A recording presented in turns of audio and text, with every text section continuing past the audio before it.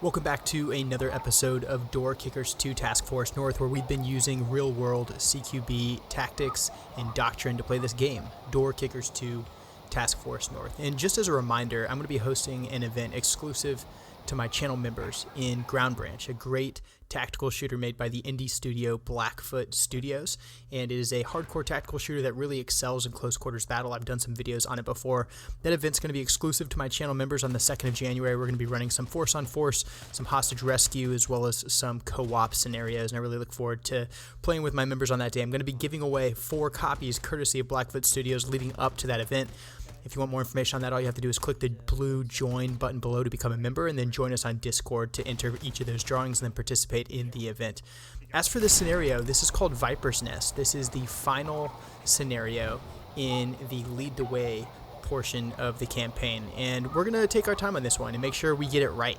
So first, let's begin with our mission. Our mission is to clear this area of enemy combatants and eliminate them all from the battlefield. In order to accomplish that, we've been given enough room to take 4 assaulters to the fight. Like we always do, we're going to begin with a little bit of mission analysis. We're going to take a look at who we're facing and what we're fighting before we decide who we're bringing and how we're going to go about clearing the compound. So first, let's just look at the overall layout of this compound. So I see a large rectangular space. It's about 50% outdoors, 50% indoors.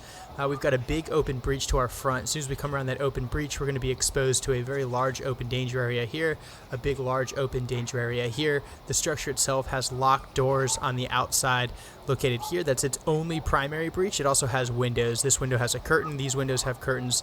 These windows do not. And I actually have an alternate breach back here in the shape of a flimsy door.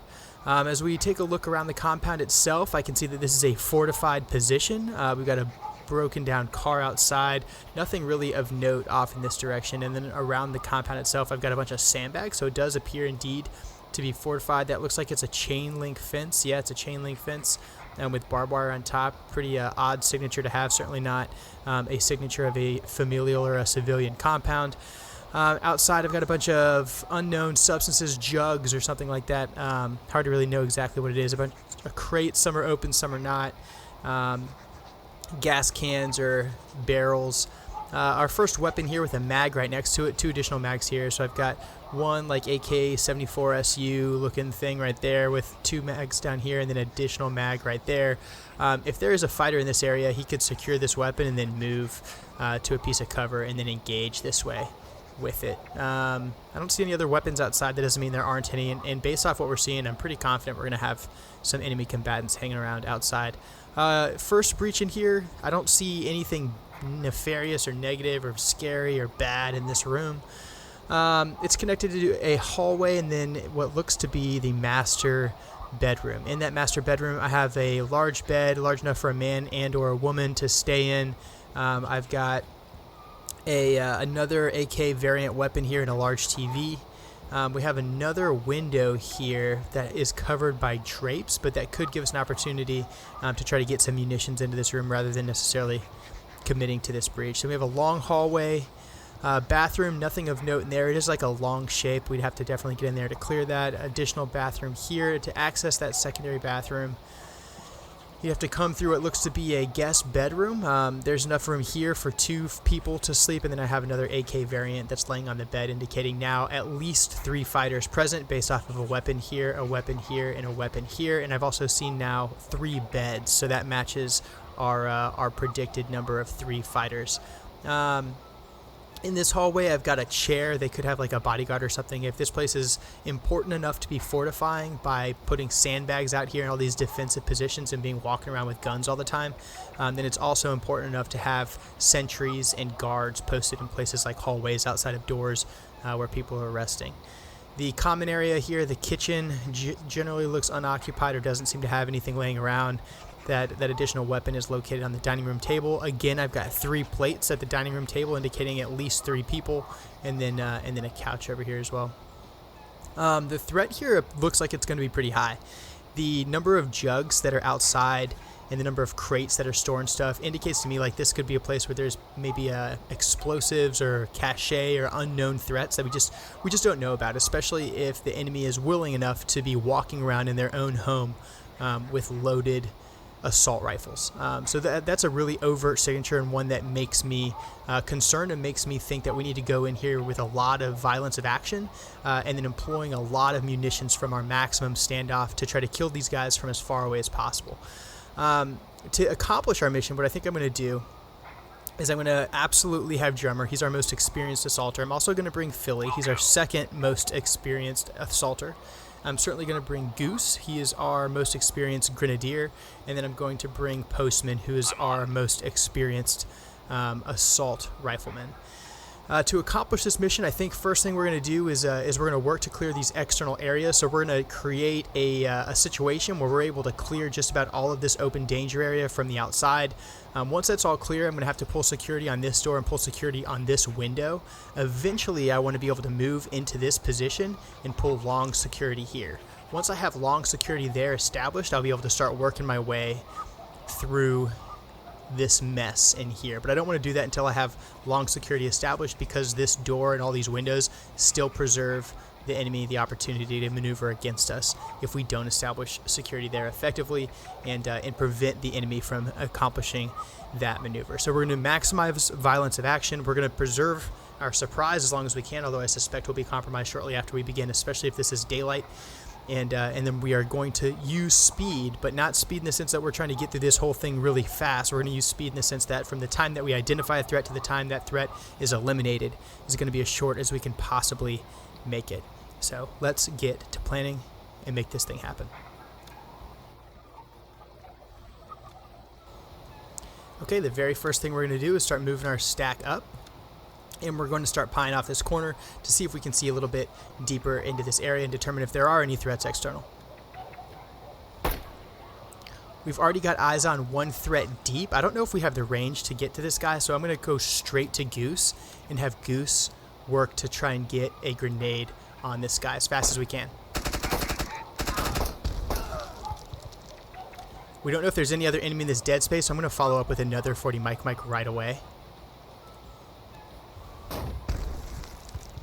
Goose still has 3 rounds left. We're going to save the rest of those.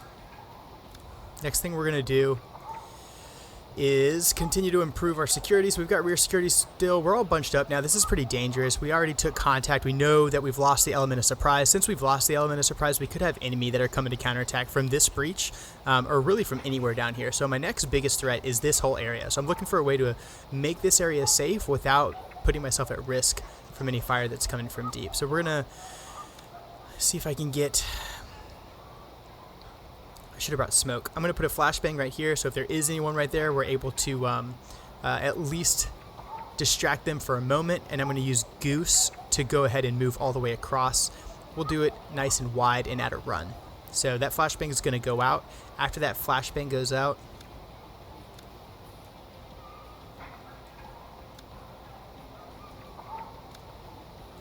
he'll move there at a run.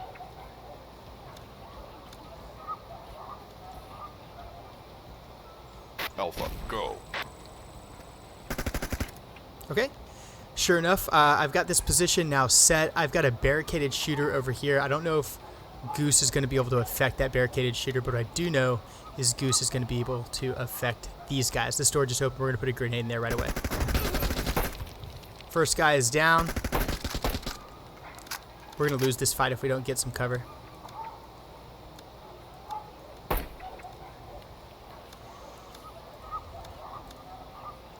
We're going to go ahead and put a frag grenade in here as well.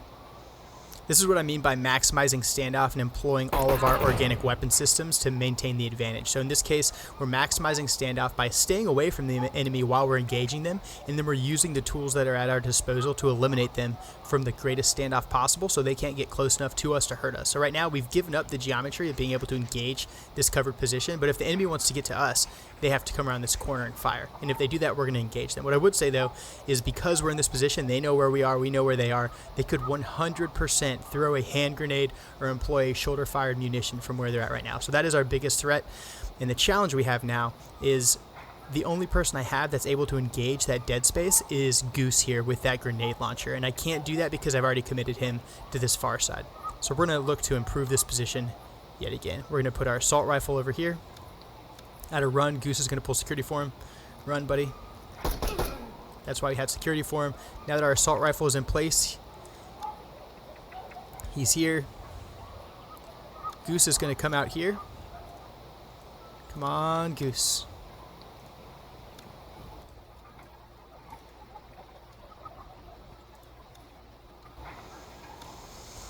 Okay, we've got good cross coverage into this dead space and far. What we're going to do is throw a flashbang deep to disable any enemy that might be there. That flashbang is going to trigger Goose to sprint into the open and perform a very heroic act by employing his 40mm grenade launcher from this space deep to knock out this covered position. Once that's said and done, he'll then move to cover behind his buddies right here.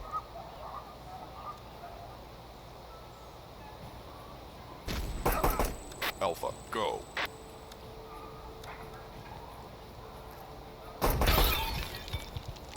And we've knocked out a lot of those threats already. Still a really dangerous environment, guys. If this is a scenario that I were to encounter, I'd be looking for ways to get away from this structure and start dropping bombs on it, because this is just not a good environment that you want to be in. So far, we're winning the gunfight. We've definitely maintained the tempo of the fight. We're employing a lot of munitions from max standoff to eliminate these guys as judiciously as possible, but it's getting to the point now where we're going to have to start considering getting inside this compound, and that's where it's going to get incredibly dangerous. Before we do that, now that we do have this enormous advantage, we're going to hold what we got for a few more seconds and let the situation develop a little bit further. Sure enough, this guy has a shoulder-fired weapon on his back. Glad we're able to hit him before he could employ it. Alright. It's time to start paying the bills. We're going to do that by creating the L, guys. So we're going to have two flanks. First flank's going to be here. Second flank's going to be here. We're going to look to move into this position so we can pull long security. Once that long security is established, we're going to consider our isolation or our containment element to have prevented the enemy from them being able to maneuver out the back of this compound against us, and we're going to be looking for ways to clear inside. Before we occupy this space, I want to put I want to put some handheld munitions into this room, like a hand grenade or something like that. But let's make it happen. So we'll go ahead and move up with Postman, continue to pull security here. He's going to pie off this corner as he comes around. That corner's clear. Now he's back on the door. We've got good cross coverage into this room now. We still have to worry about some dead space up here.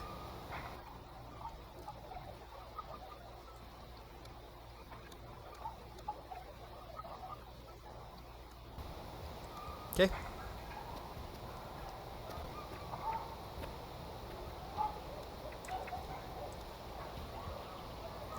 Alright, now that we have this big open danger area completely clear and secure, we're going to move to and occupy this position with our assault riflemen oriented long.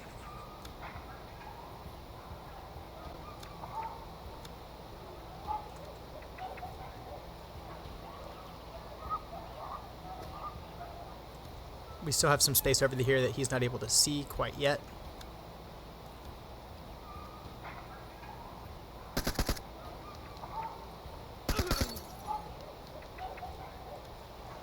Managed to knock out one additional enemy combatant. We still have some dead space over here that is concerning to me.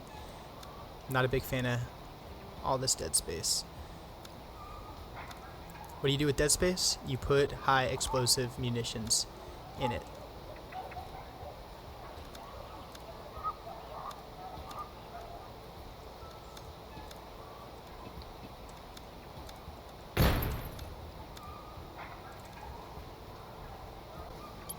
Okay, so despite my not being able to see into that dead space, look at that. I baited an engagement. He's blind firing through the door. So now I know I for sure have another enemy right there. So we use high explosives to engage locations where we believe enemy might be, despite the fact that we cannot see them. So that's exactly what we did in this particular case.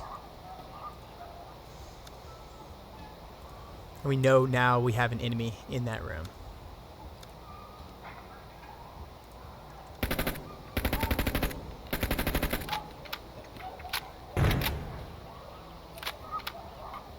Sounds like he completed that reload animation, so that guy's still alive. I did see a little bit of blood splatter right there. But now it's time to start going to work. So what else do we got?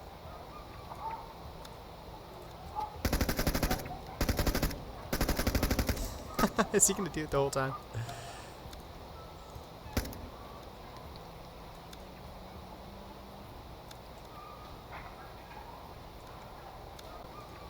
Alright, so we've knocked this window open. I just want to get this room clear because this breach is already open. I don't want to commit to this small room when they can see me in through here. So now this is opened. I'm going to go ahead and continue moving around and just clearing it from the outside. So it's clear here. Now we've completely cleared that room from the outside without even having to go inside. That means I can also enter through that room if I want to. And in fact, I'm going to, because if I come through this door right now, there could be someone down here in the prone. There's a weapon right here. Remember, there's a chair right here. He could be looking all the way down the hallway through this open door directly at this breach. There's no reason for me to commit to that breach when I can pull security on it. And now that I know this room is clear, I can enter through this window. So that's exactly what we're going to do.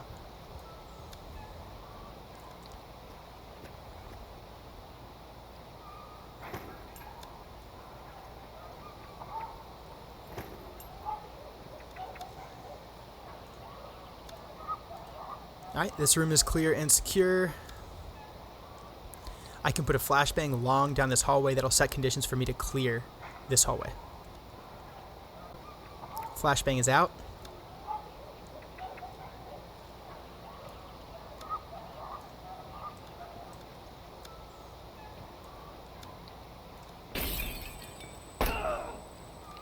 I've got 2 barrels oriented down the hallway now. Both of those barrels can pull long security reasonably effectively. We're already starting to knock down targets. We've still got good security up top, and remember, we believe that there could be at least 1 enemy combatant over there. Since I've already killed 2 guys in this hallway, I'm not going to go any further down the hallway before I make sure everyone else that might be down there is dead. I'm going to do that by throwing high explosives into dead space so that we are not exposing ourselves to unnecessary threats. We are running out of hand grenades, folks. Alright, our next threat is this open bathroom. Not very likely that someone's in there, but always possible. We're going to flashbang it from across, and we'll do a one-man clear while simultaneously pulling long security.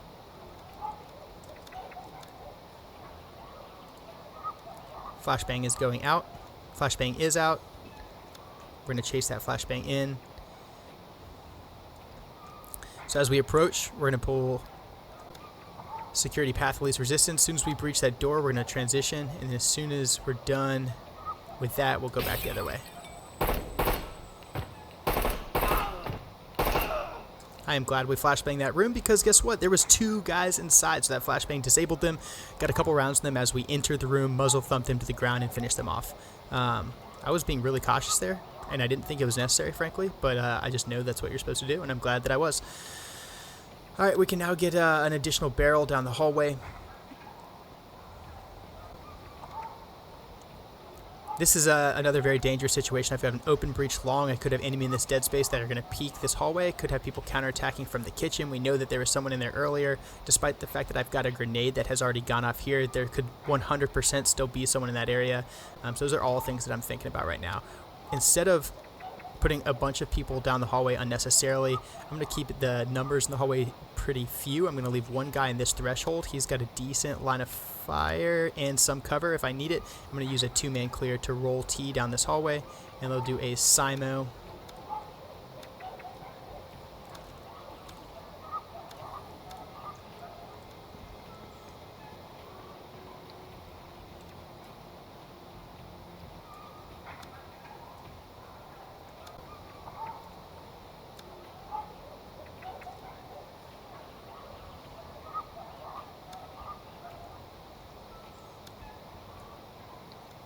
Alright, we're going to pie both of these corners simultaneously and have our center man pull long. Alpha, go.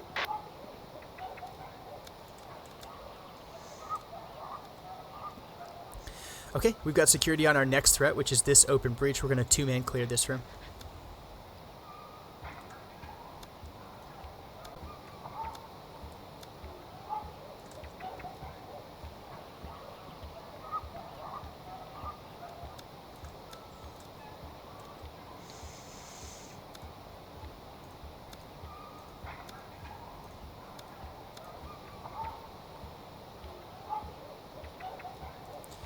Alright, this is a challenging one. I don't have any flashbangs left where I'm at right now. I have a high explosive grenade, but the angle here just doesn't give my guy enough protection, so it would be unsafe for me to employ it. Instead, we're going to have to go dynamic with no prep, which means our doctrine just has to be on point. It's a very small angle that we have to clear. First guy's going to come in. He's going to button hook and move straight to this door. Next man's going to come in, button hook, move to this door. We both know that this room is nearly clear, so I'm going to prioritize the clearance of this corner and then security on this door.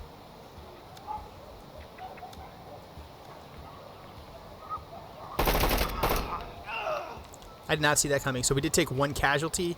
That's a real disappointing thing to happen at this point in the level, but hey, we took one casualty. He got shot in the back despite the fact that we already had a barrel on this other enemy combatant. We're going to continue to try to improve this geometry as best we can. Could certainly still be more people in here. Everything looks good. Back into the hallway. Okay, we got cross coverage onto this door. Remember, we did have a guy in here previously. He could most certainly still be in here, so we're looking for ways to eliminate him without having to expose ourselves to it. So we're going to throw a grenade here.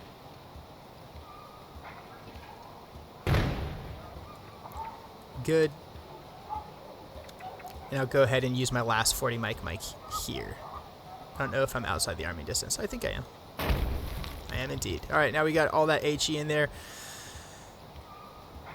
We're going to leave this L in place because I could still have guys over here. We're going to go with our first man. He'll take path of least resistance. First thing he'll do is he'll hold this angle till that point. Then he'll immediately clear near threat. Then he'll transition deep again. He'll pie this corner. That should be good. Then he'll immediately come back around. Next man, he'll take his path of least resistance. He's going to hold the door. So first thing he's going to do is take this way. Correction. First thing he's going to do is clear the near threat. Next thing he's going to do is check his flank. As soon as his flank is checked, he's going to transition to here. We're going to hold right there. Go. And level is clear and secure, and the lead the way portion of the campaign is clear and secure. We've taken one casualty. Thank you guys so much for watching. If you are enjoying this content, the easiest way for you to support it is by simply subscribing to the channel. And I'll have more door kickers on the way. If you want to be a part of our upcoming CQB event in Ground Branch, I invite you to become a channel member and then jump on Discord, enter for a chance to win a free copy of the game, and then join us on January 2nd for that event.